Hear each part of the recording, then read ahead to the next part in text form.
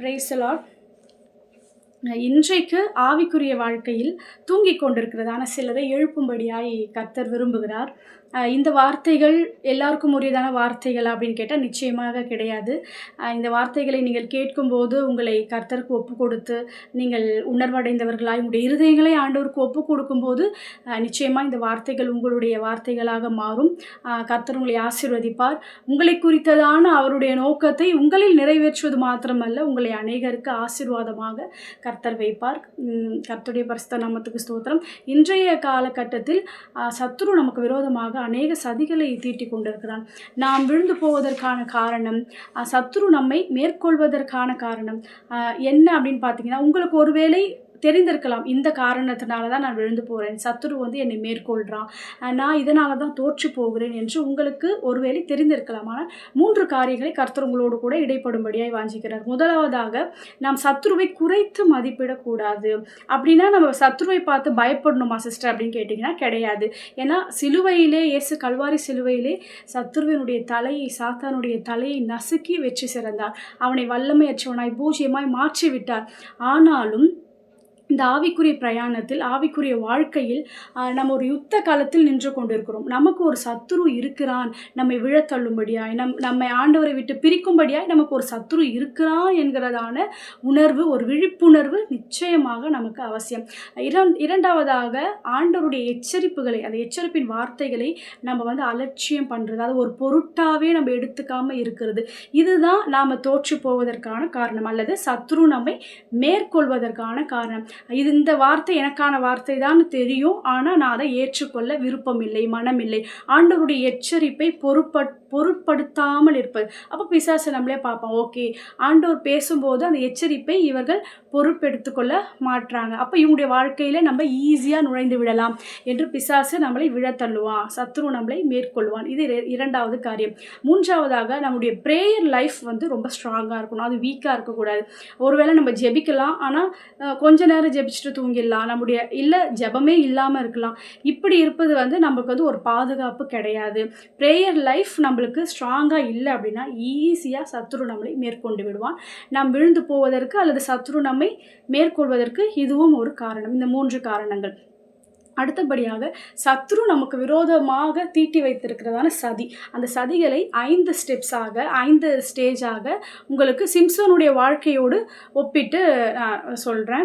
First ஸ்டேஜில் சத்ரு என்ன பண்ணுறான் அப்படின்னா, நம்மளை நின்று கவனிக்கிறான், ஸ்டாண்ட் அண்ட் அப்சர்வ், நம்ம நின்று பார்க்குறான். சிம்சோனை கூட பிசாசு சத்ரு நின்று கவனித்தான். எதற்காக கவனித்தான்? அவனுடைய வாழ்க்கையில் எது வைன், எது அவனுடைய வீக் பாயிண்ட் அப்படின்னு சொல்லிட்டு கவனித்தான். அதே தான் சத்ரு நம்முடைய வாழ்க்கையிலும். ஏன் சத்ரு நம்மளை கவனித்து கொண்டிருப்பதா அவனுடைய வேலையா அப்படின்னு கேட்டிங்கன்னா நிச்சயமாக அதுதான் அவனுடைய வேலை. ஏன்னா யோபினுடைய அதிகாரத்தில் ஆண்டவர் கேட்குறார், சாத்தான் எங்கேருந்து வரேன்னு கேட்கும்போது, நான் சுற்றி திருந்து பூமி எங்கும் உலாவி வருகிறேன் அப்படின்னு சொல்லிட்டு சாத்தான் ஆண்டவர்கிட்ட சொல்கிறான். அப்போ பிசாசு நம்மளை நின்று கவனிக்கிறான். எதற்காக கவனிக்கிறான்னா, நம்மளுடைய வீக் பாயிண்ட் என்ன அப்படின்னு சொல்லிட்டு நம்மளை அவன் நின்று கவனிக்கிறான். ஸ்டாண்ட் அண்ட் அப்சர்வ், இதுதான் முதலாவது ஸ்டேஜ். இந்த ஸ்டேஜில் அவன் நம்மளை கவனிக்கிறான். கவனித்து அதை நம்மக்கிட்ட அவன் கொடுத்துட்றான். நம்ம தேடியே போக வேண்டாம். நம்மளுக்கு இப்போது சிம்சோனுடைய லைஃப்பில் எது அவனுடைய வைனாக இருந்தது அப்படின்னு பார்த்தீங்கன்னா, அவனுடைய வீக் பாயிண்ட்டு நம்ம எல்லாருக்குமே தெரியும், தெலீலால் அவனுடைய வீக் பாயிண்ட். இப்போ எல்லாருக்குமே தெலீலால் தான் நம்ம லைஃப்பில் எல்லாருக்குமே அது தானான்னு கேட்டால் நிச்சயமாக கிடையாது. ஒரு சிலருடைய வீக் பாயிண்ட் ஏதோ சில ஆப்ஸாக இருக்கலாம், மொபைல் ஃபோனாக இருக்கலாம், சில பர்சனாக இருக்கலாம், இப்படி சில காரியங்கள் இருக்கலாம் நம்மளுடைய வைனா. அது பிசாசு என்னன்னு ஃபஸ்ட்டு அப்சர்வ் பண்ணுறான் நம்ம லைஃப்பில். செகண்ட் ஸ்டேஜில் என்ன பண்ணுறான்னா, அந்த வைனை நம்மளுடைய பாதையில், நம்முடைய வாழ்க்கையில் நம்முடைய வழியில் வைன் ஷாப்பை செட் பண்ணுறான். நான் இந்த கர்த்தருடைய வார்த்தைகளில் வைன் ஷாப் இது இப்படிலாம் சொல்கிறது லிட்ரலாக எழுத்தின்படியான வைன் கிடையாது, நீங்கள் புரிந்து கொள்வீர்கள் என்று கர்த்தருக்குள்ளே நான் விசுவாசிக்கிறேன். செகண்ட் ஸ்டேஜில் அந்த வைன் ஷாப் நம்மளுக்கு முன்பாக நம்முடைய வழியில் செட் பண்ணிடுறான் பிசாசு. ஃபஸ்ட்டு அப்சர்வ் பண்ணுறான், செகண்டு அதை கொண்டு நம்முடைய வழியில் வச்சிடறான். இப்போ இப்போ சிலவங்க நீங்க வந்து இப்ப கேட்கும்போது நெனைக்கலாம், இல்ல சிஸ்டர் என்னுடைய லைஃப்ல வந்து எந்த மொபைலோ, எந்த ஒரு பெர்சனோ, இல்ல எந்த ஒரு ஆப்ஸோ அதெல்லாமே எனக்கு கிடையாது. எந்த ஒரு வைனோ எனக்கு கிடையாது அப்படின்னு ஒரு வேளை நீங்க நினைக்கலாம். ஆனா ஒரு வேளை கீழ்ப்படியாமை உங்களுடைய வாழ்க்கையில இருக்குதா அப்படின்னு சொல்லிட்டு யோசிச்சு பாருங்க. ஆண்டவர் பேசுறாரு, நம்ம வந்து சரண்டர் பண்ண மாட்றோம். இது இது இது இது வந்து எனக்கான வார்த்தையும் தெரியும். ஆனா நான் வந்து கீழ்ப்படிய மாட்டேன். அத வந்து நான் இக்னோர் பண்ணிடுவேன். அத நான் வந்து பொருட்பெடுத்துக் கொள்ள மாட்டேன். நம்ம ஃபர்ஸ்ட்டு கேட்ட மாதிரி. அப்படின்னா, அந்த கீழ்ப்படியாமை கூட நம்முடைய சொந்த வழி தானே. நம்முடைய ஓன் வே தானே. அந்த நம்முடைய ஓன் வே தான் வைன். சத்துரு வந்து நம்மள வாட்ச் பண்றது வந்து இதுதான். நம்முடைய வீக் பாயிண்ட் என்ன? அப்போ நம்முடைய சொந்த வழி இது இது காட் பேசுறாருன்னு தெரியும். ஆனா வேண்டாம். நான் இந்த சைடு போறேன். நான் கீழ்ப்படியல அப்படின்னாலுமே, அந்த வைன் வந்து ஒரு பெர்சனாவோ, ஒரு மொபைலாவோ, ஒரு ஆப்ஸாவோ இருக்க வேண்டாம். ஏதோ ஒரு ஒரு அடிமைத்தனம், பாவத்துடைய அடிமைத்தனமா இருக்க வேணாம். ஆனா அந்த கீழ்ப்படியாமைன்றதே நான் என்னுடைய சொந்த வழியில தான் போறேன். அப்ப அந்த சொந்த வழி வந்து அது ஒரு வைன். அதுதான் நம்முடைய வீக் பாயிண்ட். அப்போ பிசாசு அத வந்து என்னன்னு சொல்லி அப்சர்வ் பண்ணிட்டு, நம்மளுடைய பாதையில அத வந்து செட் பண்ணிடுறான். நம்ம போற வழியில வந்து அத செட் பண்ணிடுறான். நீங்க வந்து ஒரு விஷயத்த வந்து நல்லா நீங்க புரிஞ்சுக்கணும். என்னன்னா, பிசாசு வந்து எந்த விஷயத்த வந்து நம்மகிட்ட வந்து யூஸ் பண்றானோ, ஆ இப்போ நம்மள விழ தள்ளுறதுக்கு எந்த காரியத்த யூஸ் பண்றானோ, ஒன்ஸ் நம்பள பிசாசு விழ தள்ளினதுக்கு பிறகு, அந்த நபரோ, அந்த பொருளோ, அந்த எந்த ஒரு விஷயமோ நம்மளுடைய லைஃப்ல அதுக்கு மேல இருக்காது. நம்மள விழ தள்ளுற வரைக்கும் தான் அந்த பொருள், அந்த நபர், அந்த காரியம், அந்த வைன், அந்த வீக் பாயிண்ட்ன்றது நம்முடைய லைஃப்ல பிசாசு நம்மளை விழ தள்ள வைக்கும் வரைக்கும் தான். நம்ம ஒன்ஸ் விழுந்துட்டோம், ஆண்டவர விட்டு நம்ம போயிட்டோம், நம்ம ஆண்டவர்கிட்டயே இல்ல, ஆண்டவர துக்கப்படுத்திட்டோன்றப்ப, அதுக்கு மேல அந்த காரியங்கள், அந்த நபர், அந்த பொருள், அந்த சூழ்நிலை, அந்த விஷயம், அந்த நம்மளுடைய சொந்த வழின்னு சொல்றதா அந்த வைன், அந்த வீக் பாயிண்ட் நம்முடைய லைஃப்ல வந்து இருக்காது. ஏன்னா மீன வந்து ஒரு எக்ஸாம்பிள் சொல்றேன். மீன் பிடிக்கிற வரைக்கும் தானே வலை வேணும், மீன் வலை வேணும். மீன் பிடிச்சதுக்கு அப்புறமா அந்த மீன் வலைக்கு வந்து வேலை கிடையாது. அந்த வலைக்கு வந்து அந்த வலை வந்து யூஸ் கிடையாது. பிடிக்கிற வரைக்கும் தான் வேணும். சேம் திங்ஸ் தான் வந்து சாத்தானுமே நம்ம லைஃப்ல வந்து பண்றது. அதனால ஜீசஸ் மட்டும் தான் நம்முடைய லைஃப்ல வந்து ஹாப்பினஸ். சந்தோஷம் அப்படின்றது தேவனில் மட்டும் தான் இருக்குது. அடுத்தது என்ன? தேவன் மாத்திரம் தான் சந்தோஷம். தேவனுக்கு வந்து அவர தாண்டி ஒரு சந்தோஷத்த வந்து நம்மளுக்கு குடுக்கவே முடியாது நம்ம லைஃப்ல. ஏன்னா, அவர் தான் சந்தோஷம். அவர் மட்டும் தான் சந்தோஷம். அதனால அவர தாண்டி ஒரு சந்தோஷத்த அவரால நிச்சயமா நமக்கு குடுக்க முடியாது. கர்த்தருடைய பரிசுத்த நாமத்துக்கு ஸ்தோத்திரம். 2 ஸ்டேஜ் சொல்லியிருக்கிறேன். அடுத்தது 3வது ஸ்டேஜ்ல வந்து என்ன நடக்கும் அப்படின்னு பார்த்தீங்கன்னா, எந்த ஒரு மாற்றமும் நம்முடைய வாழ்க்கையில நடக்காது. பிசாசு நம்மளுக்கு வந்து ஒரு தவறான நம்பிக்கையை குடுப்பான். எந்த ஒரு மாற்றம் சொல்றதுக்கு பதிலா வந்து, எந்த ஒரு இன்சிடென்ட்டும், எந்த ஒரு நம்ம இத பண்ணிட்டோம், அதுக்கான அடி அப்படின்றதெல்லாம் எதுவுமே வந்து நம்மளுக்கு கிடைக்காது. அப்போ தவறான ஒரு ஹோப் வந்து பிசாசு 3வது ஸ்டேஜ்ல நம்மளுக்கு குடுக்குறான். சிம்சோனுக்குமே அப்படிதான். 3 டைம்ஸ் 3 வாட்டி வந்து அவன் அந்த கயிறுகள அறுத்துட்டு போயிட்டான், தப்பிச்சுட்டான். அப்போ சிம்சோனுக்கு வந்து அந்த தெலீலாளுடைய மடியும், அவனுக்கு எதுவுமே நடக்கல அப்படின்றதும் அவனுக்கு ஒரு ஹோப் குடுத்தது. இது வந்து தவறான நம்பிக்கை. பிசாசு வந்து உடனடியாக எதையுமே நடக்க விடமாட்டான் அவனுடைய வாழ்க்கையில. அப்போ உங்களுக்கு ஒரு தவறான நம்பிக்கையை இந்த 3வது ஸ்டேஜ்ல பிசாசு கொடுக்குறான். 4த் ஸ்டேஜ் வந்து மறுபடியும் கவனி. ஃபர்ஸ்ட்டு நம்ம என்ன பார்த்தோம்? நின்று கவனிக்கிறான். Stand and observe. 4த் ஸ்டேஜ் வந்து இப்போ நம்ம வந்து கவனிக்கணும். மறுபடியும் கவனி. இப்போ அந்த சிம்சோன பிடிச்சிட்டு போறதுக்கு பெலிஸ்தர்கள் அங்க தான் இருக்கிறாங்க. அந்த தெலீலாளுடைய வீட்ல, தெலீலாளுடைய மடியில சிம்சோன் படுத்துட்டு இருக்கும்போது, அந்த இடத்துல தான் பெலிஸ்தர் வந்து ரெடியா இருக்கிறாங்க. அப்போ இந்த 4த் ஸ்டேஜ்ல நம்மளுக்கு வந்து நல்லா அந்த ஃப்ளாட் ஆயிடும். இதான்ப்பா வாழ்க்கை, இதுதான்ப்பா இன்பம் அப்படின்னு சொல்லிட்டு நம்ம ஃப்ளாட் ஆயிட்டோம் அப்படின்னா, நம்மளுடைய இந்த 4த் ஸ்டேஜ்ல தெளிந்த புத்தியே நம்ம இழந்துருவோம். எப்படி சிஸ்டர் அப்படி கேட்டிங்கன்னா, எப்படி தெளிந்த புத்திய நம்ம இழந்துருவோம்னா, இந்த 4த் ஸ்டேஜ்ல இந்த ஒரு வைன பத்தி நம்ம வந்து என்ன பண்ணுவோம்னா, மத்தவங்களுக்கு வந்து விளம்பரப்படுத்தக்கூடியவங்களா இருப்போம். நீங்க வந்து இந்த ஆப்ஸ யூஸ் பண்ணி பாருங்க. இது நல்லாருக்கும். இதுல இவ்ளோ இருக்கும். இதுல வந்து டைம் போறதே தெரியாது. இதுல அவ்ளோ ஒரு இன்பம் இருக்குது. மெயினா நம்ம இத வந்து பார்த்துட்டே இருக்கிறதுனால, யூஸ் பண்ணிட்டே இருக்கிறதுனால நம்மளுக்கு ஏதாவது நடக்குமானா, இங்க பாருங்க, நான் பாருங்க இத்தன வருஷமா இதுல தான் இருக்கிறேன். நான் நல்லா இருக்கிறேன்.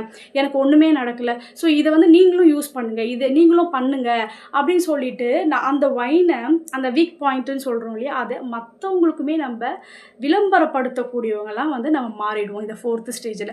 5த் ஸ்டேஜ் ஃபைனலா என்ன நடக்கும்னா, அவ்வளோதான். எல்லாமே முடிஞ்சிருச்சு. நம்ம வந்து ஃப்ளாட் ஆயிட்டோம். சொல்லப்போனா அந்த போதை ஏறி விட்டது அப்படின்னு சொல்லுவோம். அந்த மாதிரி ஸ்டேஜ்ல நம்ம வந்து இருக்கும்போது, இப்ப தெலீலாள் என்ன பண்றா? பெலிஸ்தர கூப்பிடுறா. வாங்க வந்து சிம்சோன புடிச்சிட்டு போங்க அப்படின்னு சொல்லிட்டு. அப்போ பெலிஸ்தர் வந்து யாரு? அவங்க அவங்க வந்து எப்படிப்பட்டவங்க? சிம்சோன் வந்து பெலிஸ்தரை வந்து அழிக்கணும். இதுக்காக தான் சிம்சோன் ஆண்டவர் வந்து தெரிந்து கொண்டார். அதுதான் ஆண்டவருடைய நோக்கம். ஆனால் சிம்சோன் வந்து யாரை அழிக்கணும்னு ஆண்டவர் வந்து அவனை அழைத்தாரோ, ஆனால் அவங்களால சிம்சோன் வந்து குருடாக்கப்பட்டான். பெலிஸ்தரால் சிம்சோன் குருடாக்கப்பட்டான். பெலிஸ்தரை அழிக்கும்படியாக அபிஷேகம் பண்ணப்பட்ட தெரிந்து கொள்ளப்பட்டதான சிம்சோன் பெலிஸ்தரால் குருடாக்கப்பட்டான். இதே தான் நம்மளுடைய லைஃப்லையுமே நடக்குது. இப்போ நீங்கள் ஸ்டெப் பை ஸ்டெப்பாக அந்த ஃபஸ்ட்டு ஸ்டேஜ், செகண்ட் ஸ்டேஜ் இதெல்லாமே வந்து நீங்கள் அனலைஸ் பண்ணிகிட்டே வாங்க. உங்களுடைய லைஃப்லையுமே வந்து இது நடக்குதா? பிசாஸ் வந்து என்னன்னு பார்த்துட்டான், கண்டுபிடிச்சிட்டான். அதை வந்து பார்த்தது மட்டும் இல்லை, என்னுடைய வாழ்க்கையில், என்னுடைய பாதையில் வந்து அவன் அந்த ஒயின் ஷாப்பையும் வந்து கொண்டு வந்து செட் பண்ணிட்டான். தேர்ட் வந்து அதே தான், எனக்கு வந்து ஒரு தவறான ஒரு நம்பிக்கை இருக்குது, எனக்கு தான் எதுவுமே நடக்கலையே. இது எல்லாமே ஆண்டவர் துக்கப்படுத்துகிற விஷயம் தெரியும், ஆனால் எனக்கு எதுவுமே நடக்கலை. அப்போ பிசாஸ் ஒரு உடனடியாக எதுவுமே நடக்க பிசாஸ் விட மாட்டான். ஒரு தவறான ஹோப் கொடுப்பான். ஃபோர்த்து ஸ்டேஜ், நீங்கள் வந்து இந்த விஷயத்தை நீங்கள் எதுக்கு அடிமையாக இருக்கிறீங்களோ அந்த விஷயத்தை வந்து மற்றவங்களுக்கும் நீங்கள் விளம்பரப்படுத்தக்கூடிய அந்த ஸ்டேஜ்க்கு நீங்கள் வந்துட்டீங்களா?